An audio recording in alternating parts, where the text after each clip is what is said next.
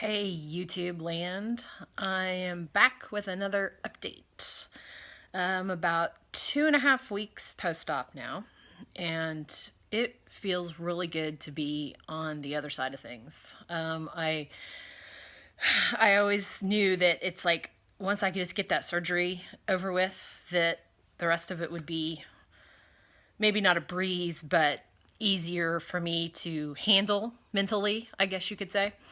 And it has been. I mean, that first weekend after I had my surgery was pretty rough, but otherwise it's been easy. It hasn't been difficult. I haven't been in pain. I'm feeling really good. I haven't had any pain. Haven't had to take any pain medication for. I think this is the third day now. I was just taking 800 milligrams of ibuprofen, but I'm at a zero pain level. Let's see. Before I get into my checkup, I wanted to talk about. I did get the pathology results back from my surgery. They called me a couple of days afterwards. And I think I talked last time about how my uterus was enlarged, probably about the size of a cantaloupe. And then my left ovary had a cyst that was just every bit as big as the ovary, if not bigger, on top of it. In addition to that, then they found a benign fibroid tumor and also a condition called adenomyosis. And what that is, the lining of the uterus grows into the muscle of the uterus. And so if you have adenomyosis, you automatically have endometriosis, which endometriosis is just any of the vaginal tissue that's growing where it shouldn't be growing. And so you have endometriosis by default when you have adenomyosis. So I'm really glad I got all that stuff taken out. Absolutely no any kind of cancerous cells or precancerous cells, nothing of any kind. So good news there. But yeah, I'm so glad that all that stuff is gone. It's like, well, no wonder I was so miserable and had so many issues going on if I had all that junk inside me. So it's out of there. Let's see. Okay, so I was really looking forward to going in for my checkup. It was yesterday. And because I thought, okay, they're gonna release me from all these restrictions, and it's just gonna be life back to normal because I feel fine. I mean, I can tell I've had something done to my body, but I'm not in any pain. I feel like I could really do not hardcore physical things, but definitely any kind of work around the house type stuff without feeling like, oh, I'm overdoing it. And so I go in, and I didn't even see my doctor. I just saw her physician's assistant, and she was a real treat, let me tell you. Just kind of a gruff grouch. No funny business. Let's just get through this thing. And I try to start explaining stuff, and she interrupts me with, she just wants to know the facts and write stuff down. And so I wasn't too thrilled with that anyway. And I made some comment about how something that I was doing something outside, and she's like, "You're not doing yard work, are you?" And I said, "Just a little watering." And she's like, "No, no, no, no, no, no." And I said, "I'm not lifting over 10 pounds. And she's like, "A garden hose weighs more than 10 pounds. And I said, "I'm not picking up the whole garden hose at once. I'm just getting the nozzle and dragging it across the yard." Anyway, long story short, I still have all the same restrictions. I'm not supposed to be doing anything, basically. No vacuuming, sweeping, no housework. I mean, the only thing that she said I could do was I I could unload the dishwasher as long as I didn't lift any pots or pans. It's like, lady, come on. And oh, she's like, yeah, you can drive now that you're not on narcotics.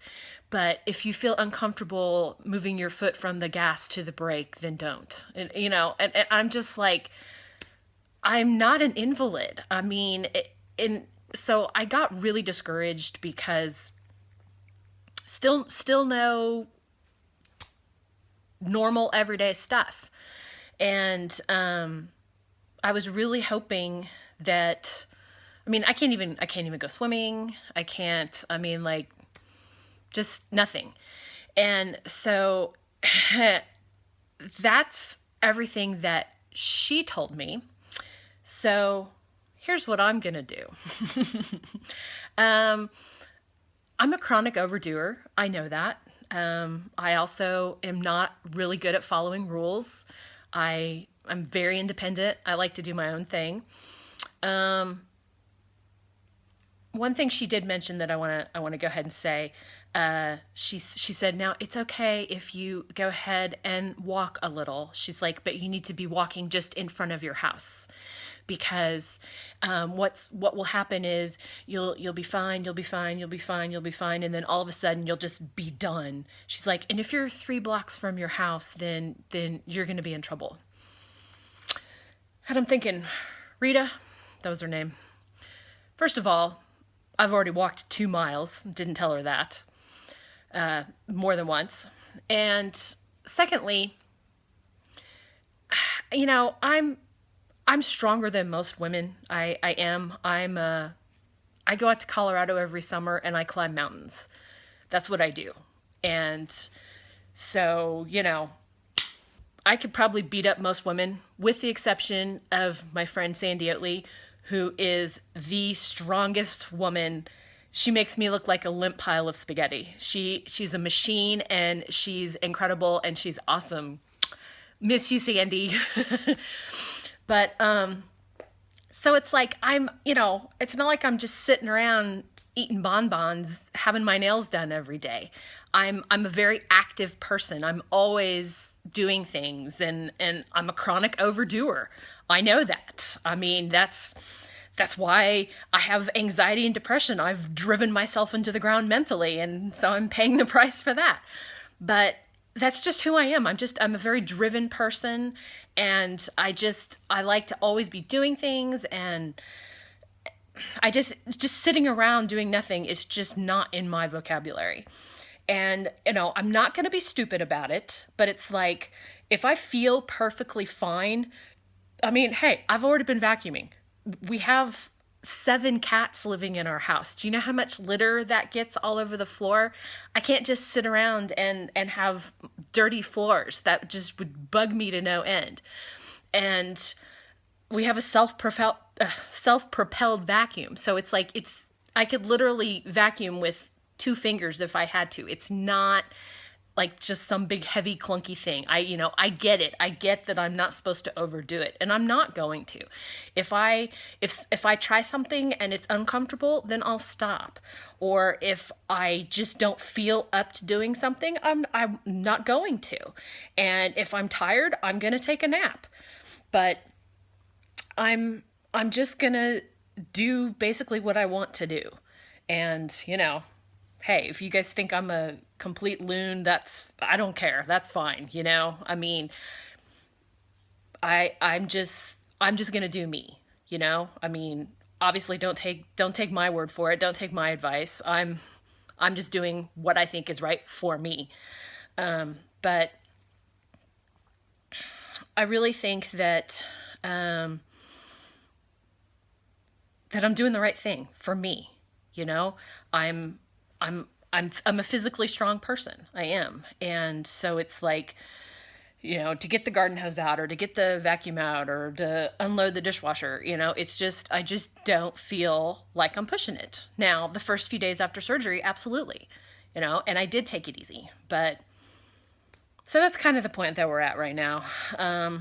I'm certainly hoping that when I go in for my 6-week visit, which is in 4 more weeks, that they're going to release me from everything then, because it's like, you know, I'm going to be going backpacking whether I have approval for that or not. So kind of like to get to that point.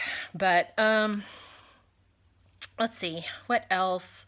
Um, Talked about all the restrictions. I mean, I don't know, it just kind of boggles my mind that I just kind of really thought that when I went in there after the 2 weeks that I was going to get some leeway to do some things there. But I don't know, maybe everybody just sues doctors all the time, and so they have to just cover their behind and tell people no, don't do anything, so that way they're not held responsible. And I get it, but no, I'm doing really good. I'm gonna follow the weight restriction on not lifting more than, well, I think she upped it to like a little bit more than 10 pounds. But it's like, 10 pounds is actually a lot of weight. If I can get a weight and show you how much 10 pounds is. And I mean, I think that's a fair amount that you can lift and not have any problems with it. But so yeah, so I'm hoping then that I'll have everything lifted at the 6 weeks. So I probably won't check in until then. But I'm feeling really, really well. I really am. I'm not having really any issues at all. When she checked me yesterday, she just checked the incisions and they're basically all healed. She's like, well, you do heal really well. It's like, yeah. But and I'm not sorry if I sound just completely annoyed and snarky about this whole situation, but it's just kind of gotten on my nerves because I like to see results. Who doesn't? But me especially, I guess. It's going well on the estrogen. I haven't had any, the first couple of days I had like the hot flashes and the night sweats and stuff, but I haven't had any issues with that. I think the estrogen's working well. I've been pretty emotional. I told her yesterday, I said, it seems like about every 3 days I just start bawling for no reason. And so she's like, well, we've looked at all the research and we really can't ever blame emotional outbursts on lack of ovaries or lack of hormones. She said that there's just no connection. Her words were, your ovaries are not connected to your tear ducts. So I guess all my mental stuff is due to my mental conditions. But no, I've been doing well mentally. Yeah. So that's kind of where we are on things. And, I'm pleased with where things are for myself, not with what she told me, but with where I am for myself. And I'm just gonna continue to just kind of take it one day at a time and just do what I'm able to do and rest when I feel like I need to rest and not do what I don't feel like I should be doing yet. So, all right, I will check in probably around the 6 week mark and let you know how I'm doing there.